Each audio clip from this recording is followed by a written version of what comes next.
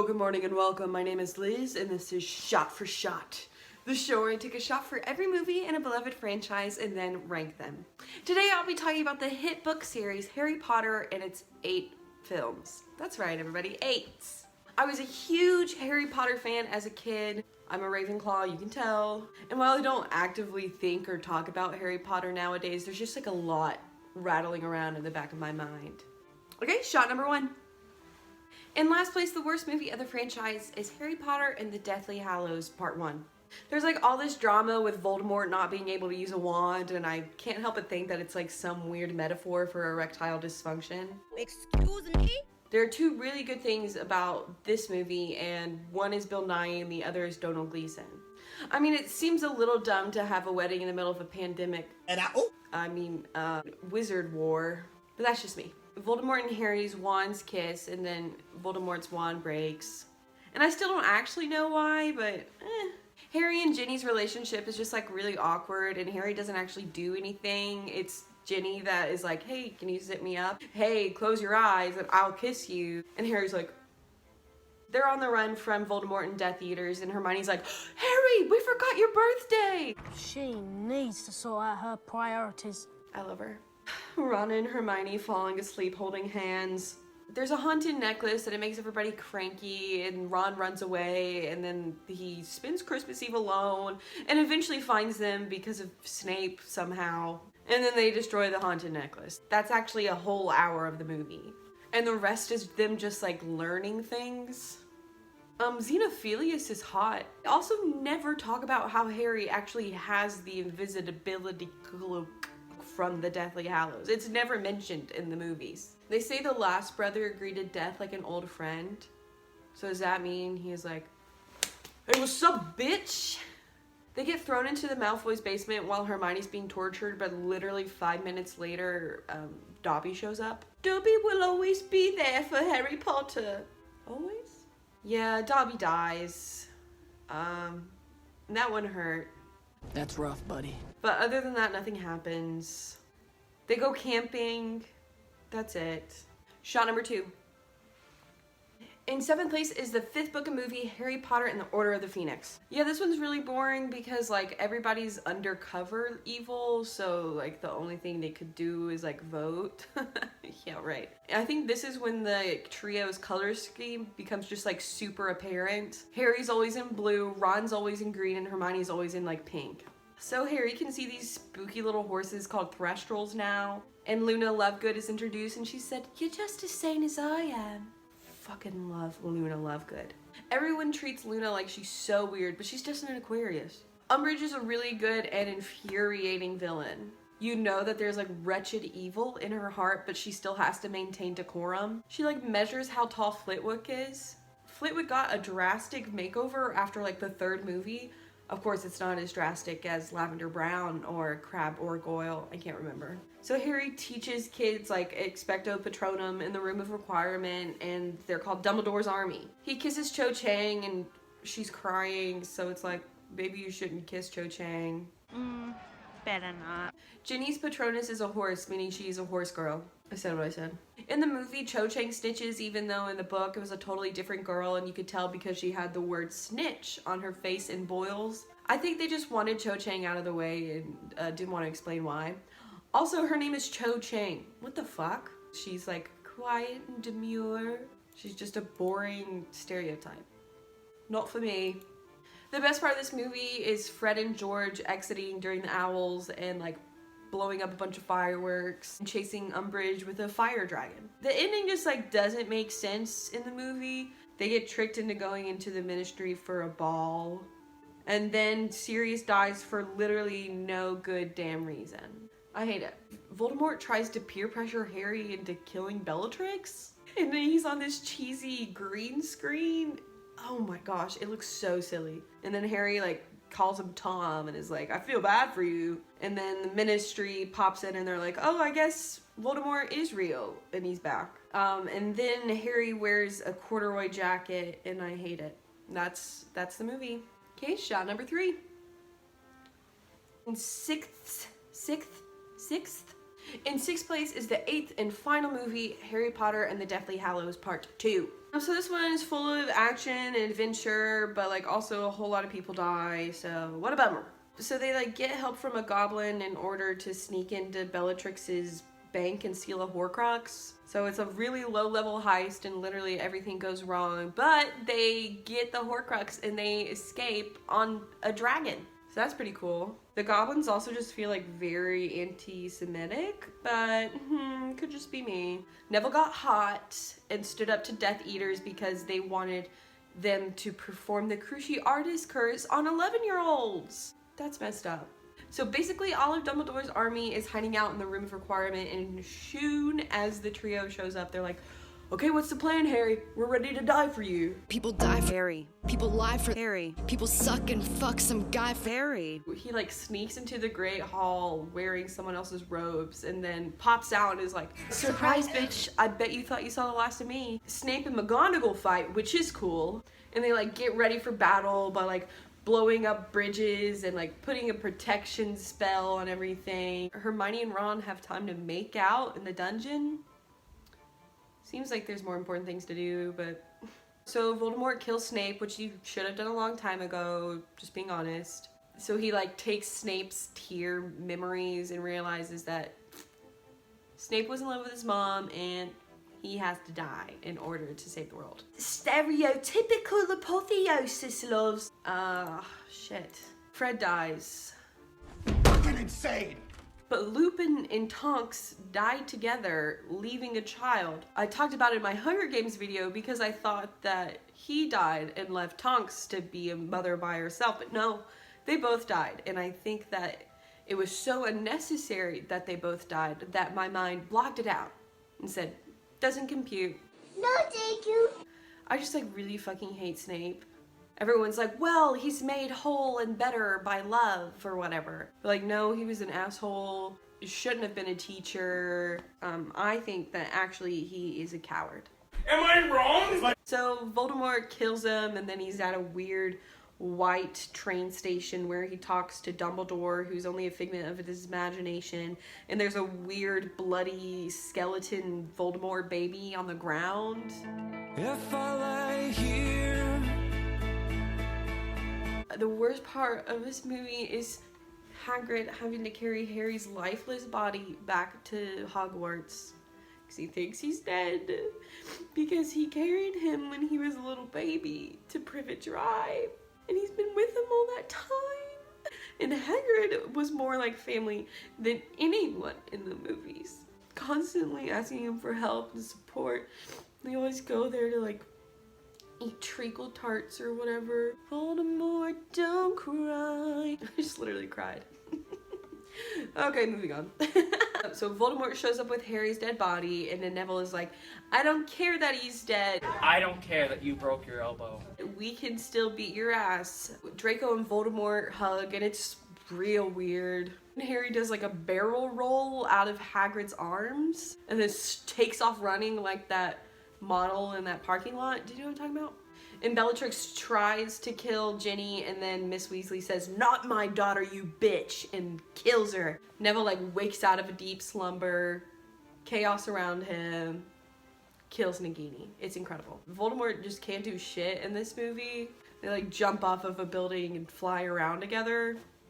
It's weird, but then he dies, which is good, I guess. Let's talk about that little bitch-ass prologue. 19 years later, Harry's a fucking cop, okay, ACAB, and names his son Albus Severus. First of all, sounds dumb. Snape was a coward, irredeemable by love, and Hagrid was actually the bravest man you know. But, whatever. Okay, shot number 4. In 5th place is the original Harry Potter and the Sorcerer's Stone. It's a really cool and magical movie, but it spends a lot of time introducing you to a whole new world, so you don't get to really focus on a lot of the story and characters. I feel like if I saw a letter addressed to a kid living in a cupboard under the stairs, I would probably call child services. That's just me. Dudley's absolutely intolerable. It's amazing. Harry releases a snake from the zoo and it goes, thanks. I'm not gonna cry thinking about Hagrid again. He went through the trouble of making a little birthday cake for a boy who didn't even know him. Hagrid leaves without explaining that Harry has to run through a brick wall in order to get to a secret train station. I feel like that's a lot of valuable information that he missed out on. Spells become a lot less magical when you realize it's just Latin. And everyone in the wizarding world really said everyone who is in Slytherin is evil, and then are surprised when their self-fulfilling prophecy works out. Okay. So we have our lesbian icon, Madam Hooch. She's incredible. Other honorable mentions for lesbian icons are Professor McGonagall and Professor Sprouts. The way Draco leans on his broom and just glides out of the conversation circle, that man is a Gemini. The Halloween feast. God, mentally, I'm there. Christmas at Hogwarts. Happy Christmas, Harry. Happy Christmas, Ron. Mrs. Weasley made Harry a sweater. He is family. There's a dead unicorn and they have to put it out of its misery. Okay, weird punishment. They talk about Voldemort drinking blood and he lives a half-life, a cursed life. So unicorn blood is dairy and he's lactose intolerant is what I'm getting. Neville stands up to his friends. I love him for that. Gets cursed immediately. They leave out the weird potions riddle that's in the book, and I understand why, because it's boring and confusing. Ron sacrifices himself in Wizard's Chess, which is absolutely incredible. I do feel like he could have just like ducked, because they moved pretty slow. Falling slowly. So it's always in question, should Hermione have been in Ravenclaw? But she says books and cleverness. There are more important things. Friendship and bravery. She sounds like a Facebook quiz of which Hogwarts house am I? How would your friends describe you? Smart, brave, nice, or evil? So Harry has like a weird protective charm because his mom died and loved him. Weird flex, but okay. So when he touches Voldemort, it hurts him, but whatever Quirrell was holding him by the neck, he was fine. Shot number 5. In 4th place is the second movie, Harry Potter and the Chamber of Secrets. This one is just like a really extra murder mystery. So Dobby the house elf shows up and is like, Harry Potter must not go to Hogwarts, so I'm gonna fuck your shit up. Ron, Fred, and George steal a flying car, come and kidnap Harry. It's great. They go back to the Weasley house, the burrow, and it's beautiful and magical and homey. And then Miss Weasley comes in and goes, where have you been? No note. Gone. You could have died. They travel to Diagon Alley via Floo powder and tell Harry to speak very, very clearly. And he goes, Barbara. Lucius Malfoy is evil. He is a stunner. Madame Pomfrey and Susan Bones also have big lesbian energy. We love calling Creevy his little camera, and he gets petrified. The Howler, Sid to Ron, amazing. Toe, out of line. So Draco becomes the seeker for the Slytherin team, and Hermione says, well, at least no one on the Gryffindor team had to buy their way in. Draco basically called Hermione the N-word. Not like, actually, he called her a mudblood. Like, you're not gonna tell your professors about that? So yeah, the snake moves through the pipes. How big are the pipes? And how does he get out of the pipes? Doesn't make sense. There's our introduction to Polyjuice Potion, and it's nice and fun, and Hermione turns herself into a cat. The fact that house elves can only be freed if they're given clothes? Dumb. Moaning Myrtle? Probably a Pisces. They just like have snakes and spiders in the same movie, and that's just like a lot for me to handle. Not gonna lie, a weaker Liz would be very attracted to Tom Riddle. I mean, like, he's smart, he's hot, he's misunderstood, he's had a troubled past. I can change him. Voldemort framed Hagrid's spider for someone else's death. I feel like you would look at the body and be like, oh, there's no spider bites, so it must have not been a spider. But I guess those investigators were just really dumb. Hermione immediately figures out it's a basilisk, walks everywhere holding a mirror. We love her, immediately gets petrified. What the hell we gonna do now? Ginny gets kidnapped, taken down to the Chamber of Secrets, so they're like, well, I guess now we really gotta find it. The Chamber of Secrets, Salazar Slytherin kind of popped off. Only a 16-year-old boy would try to anagram his name from Tom Marvolo Riddle into I am Lord Voldemort. Like, that's so extra. Just like the convenience of Harry having a Horcrux in his hand with the only thing that can kill a Horcrux in the other hand. The Phoenix shows up and cries on his wound and carries 4 people out of the Chamber of Secrets. That is a strong bird. Lucius with his wand being a part of his cane. What a serve, honestly. Harry tricks Lucius into freeing Dobby as his elf by putting a sock in a book. Dobby's of course grateful, but Harry says, promise me something. Never try to save my life again. Well, I'll just say Dobby did not keep good on that promise. So, shot number 6. Third place goes to the sixth. Third place goes to the 6th movie, Harry Potter and the Half-Blood Prince. I like this one because it does a really good job at blending like playfulness and magic into like horrors and murder. Fred and George have a joke shop open on Diagon Alley. It's cute. They made Lavender Brown White though, and that's sad. This is the movie that Tom Felton is at his hottest. I think it's mostly because of like the emotional moral turmoil inside Draco Malfoy, but it is kind of hot. So there's like a love potion and it smells like your favorite things, and Hermione smells like freshly mown grass and peppermint toothpaste. And earlier in the movie, Ron tried to wipe peppermint toothpaste off of her face.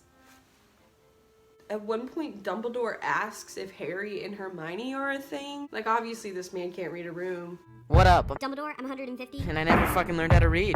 But Tom just, like, is a psychopath. And I feel like if you met a child and they said that they like to kill animals for fun, you wouldn't just send them to magic school, you'd also send them to therapy. But I wasn't cast as Dumbledore, was I? Harry and Ron in their beds talking about how nice women's skin is because they won't admit that they have crushes on people. Hilarious. Ginny like feeds Harry a mince pie and it's just very uncomfortable. Lavender calls Ron Wan. Slughorn fakes his memory so it's not like he told a villain how to cheat death.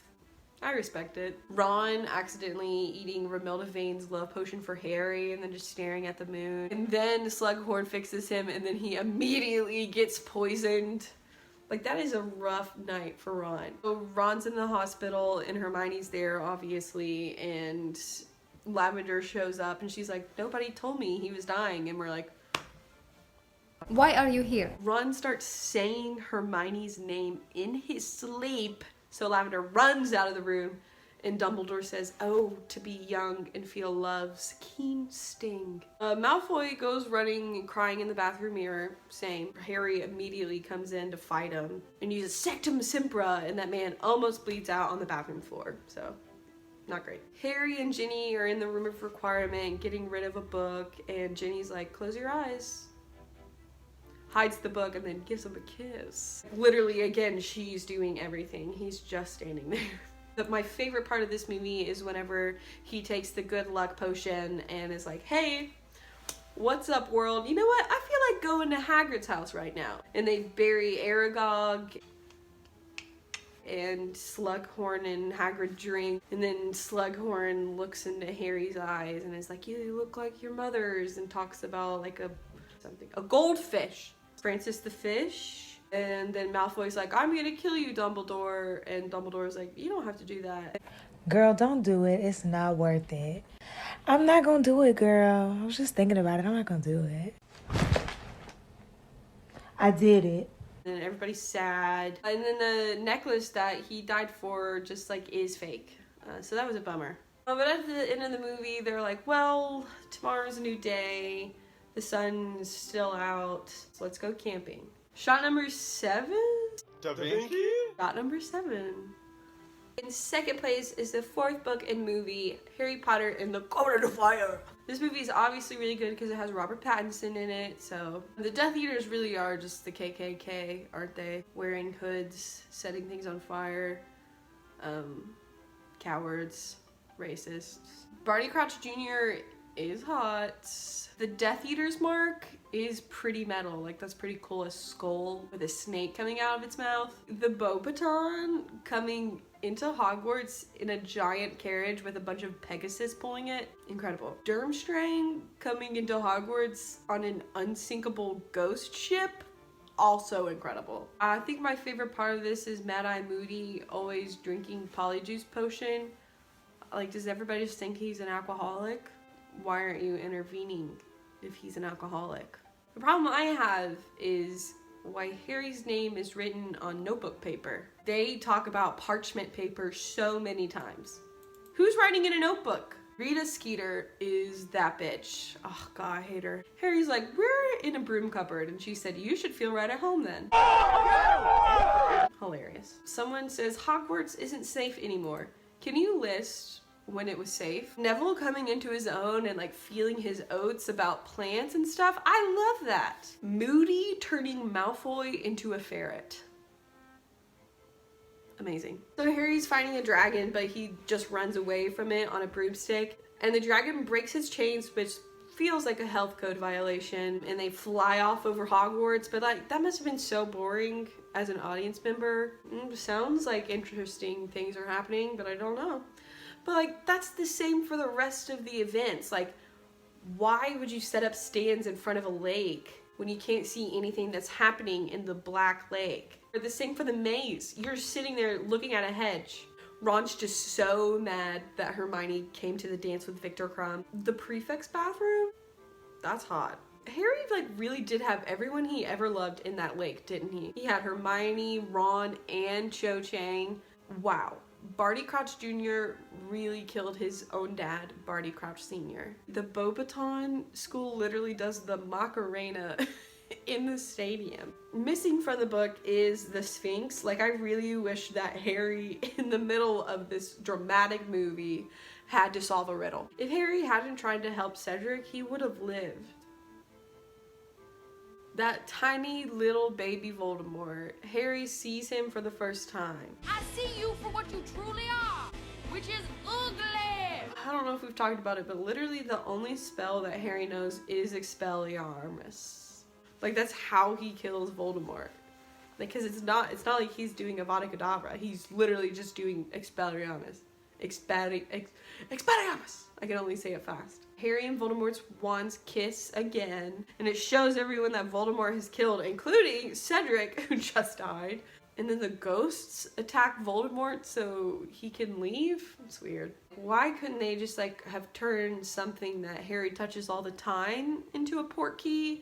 Like, why did they spend a whole semester setting up this event, making sure Harry could win it in order to touch this one thing when he like has a pillow he sleeps with every night? Makes you think. Shot number 8. I really want to listen to Wuthering Heights right now.